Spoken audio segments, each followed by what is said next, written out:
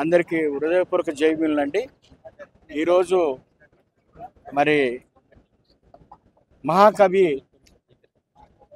మన అందశ్రీ గారి ఈ యొక్క చివరి అంతిమయాత్ర నభూతోన భవిష్యత్తులాగా నిర్వహించినటువంటి ఈ యొక్క రాష్ట్ర ప్రభుత్వాన్ని అభినందిస్తూ, ముఖ్యంగా వారెక్కడో ఒక పేద కుటుంబంలో మామూలు సామాజిక కుటుంబంలో పుట్టినటువంటి వ్యక్తి ఈరోజు ఇంత అత్యున్నతమైనటువంటి స్థానానికి చేరుకోవడానికి ఆయన కులం కాదండి, ఆయనకున్నటువంటి సాహిత్యం చాలా గొప్పది కాబట్టి ఆ స్థితికి రావడానికి ఆయన సాహిత్యమే తీసుకెళ్ళింది.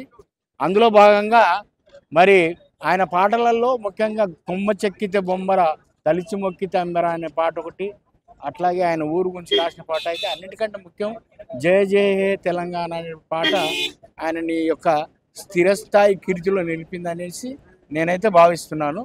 అయితే ఆయన తీసుకొచ్చినటువంటి నిప్పుల వాగు అనేటువంటి ఏదైతే సంకలనం ఉందో, నాలాంటి రచయితలది ఒక 20-30 మంది రచయితలని వారు రాసినటువంటి తెలంగాణ గురించి రాసిన పాటలను అన్నిటినీ తీసుకొని నిప్పుల వాగు అనే పుస్తకం తీసుకొచ్చారు. అందులో కూడా నా పాటలు 8ని ఆయన తీసుకొని అందులో చేర్చడం జరిగింది. మరి నేను సామాజిక ఉద్యమాలలో ముఖ్యంగా బహుజన ఉద్యమాల్లో అనేక పాటలు రాసినా కూడా ఆయన తెలంగాణ సమాజాన్ని ఉత్తేజపరుస్తూ రాసినటువంటి పాటలు అవి చాలా గొప్పవి. ఆయన అంతకుముందు అనేకమైనటువంటి మామూలు గీతాలు మరి పాటలకు సంబంధించినటువంటి అంశాలు రాసిన పుస్తకాలు వేరే ఉన్నాయి, కానీ ఒకే ఒక పాట చాలు మనిషి బతకడానికి. అట్లా గద్దరన్నకి ఏదైతే ఒక పాట, మరి ఆయన ఏదైతే అందశ్రీ గారు ఒక పాట ఎట్లాగైతుందో గద్దరన్న కూడా అలాగే మరి పోలీసుల గురించి రాసిన పాట కానీ మన అనేక పాటలలో ఎట్లాగైతే ఆయనకు పేరు తెచ్చిందో ఒకే ఒక పాట, అట్లాగే మాస్టర్జీకి కూడా ఒకే ఒక పాటతోటి మాస్టర్జీగా గుర్తింపు, అది అందుకో దండాలు బాబా అంబేద్కర్ అనే పాట. అట్లా మిత్రులకి ఏంటంటే సారు ఈరోజు నాకు చాలా గొప్ప విషయం ఏంటంటే రేవంత్ రెడ్డి గారు ఒక సొంతం వాళ్ళ కుటుంబ సభ్యులలాగా ఆ యొక్క తంతు నిర్వహించిన దాంట్లో ఆయన కూడా వాళ్ళ పిల్లలు ఎంబడి భార్య ఎంబడి కార్యక్రమాన్ని చేసినటువంటి ఆ విధానం చాలా నచ్చిందండి. ఏ ముఖ్యమంత్రి కూడా ఇంతవరకు అలాగే చేయడం చూడలేదు. వస్తారేదో నామకే వస్తే వెళ్ళిపోతారు, కానీ రేవంత్ రెడ్డి గారు అలా కాకుండా మొత్తం ఆయన అన్నట్టుగా నేను నాకు కుటుంబ సభ్యుని కోల్పోయినంత ఇదిగా ఫీల్ అయ్యాడు. ఆ యొక్క దుఃఖం ఆయన గొంతులో ధ్వనించింది.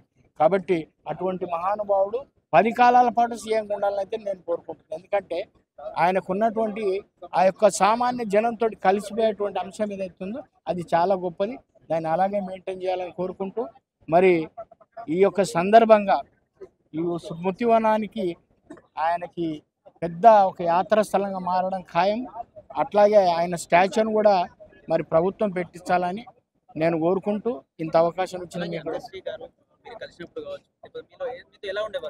నాతోటి బ్రదర్ ఆయన చెప్తే మీరు నమ్మరు, కానీ నేను జలదృశ్యంలో మా కళామండలి సంస్థ ఉన్నప్పుడు అంటే నాతో కూడా పంచుకునేవాడు, అన్న ఈ పాట ఎట్లా ఉంటే బాగుంటుంది, ఎట్లా ఉంటుంది బాగుంటుంది అని. ఒకనాడు జలదృశ్యంలో నా కోసం వచ్చి ఒక 6 గంటలు నా కోసం వెయిట్ చేశాడు. ఎందుకంటే నేను డ్యూటీకి పోయేసరికి మధ్యాహ్నమే వస్తా అని చెప్పినా, కానీ ప్రభుత్వంలో ఉద్యోగం చేస్తున్నా వదలకపోతే సాయంత్రం 5 గంటల వరకు ఉండాల్సి వచ్చింది. అంతసేపు కూడా అక్కడ కూర్చొని నాతోటి మాట్లాడి వెళ్ళి అప్పుడప్పుడు అంటే కవులకు ఎట్లయినా చిన్న ఇది ఉంటుంది, ఆయనకు వచ్చిన పేరు నాకు రాలేదని. నాకు అలాంటిది ఏం లేదు, ఆయనకు రావాల్సినటువంటి అంతే అందశ్రీకి రావాలా. అట్నే ధూమ్ధామ్ నిర్వహించినట్టు బాలకృష్ణ కూడా ఎవరి వంతు కార్యక్రమాన్ని వాళ్ళు చేశారు. ఏ ఉద్యమాలకు వాళ్ళు, ఇప్పుడు ఆ విమలకు ఉంది, ఆమె ఒక విప్లవోద్యమాలకు ఒక వామపక్ష ఉద్యమాలకు తన గొంతును అందించింది. అట్లనే గద్దరన్న కూడా ఇలాంటి కవులని ఎప్పుడు నిత్యం స్మరించుకునేలాగా అద్భుతమైనటువంటి యొక్క స్మృతివనాన్ని ఇక్కడ పెట్టడం అది మంచి సెంటర్ కూడా. ఇది ఒక మంచి కూడలిలో పెట్టించినందుకు ముఖ్యమంత్రికి వారి ప్రభుత్వానికి అదే ఇంకేం పాట పాడతాం బ్రదర్. మాయమైపోతున్నాడమ్మా మనిషన్నవాడు, మచ్చుకైనా లేడు చూడు మానవత్వం ఉన్నవాడు, నూటికో కోటికో ఒక్కడే ఒక్కడు, నూటికో కోటికో ఒక్కడే ఒక్కడు, ఏడ ఉన్నడు గాని కంటికి కనరాడు, మాయమైపోతున్నదమ్మా మనిషన్నవాడు, మచ్చుకైనా లేడు చూడు మానవత్వమున్నవాడు. థ్యాంక్ యూ బ్రదర్, ధన్యవాదాలు.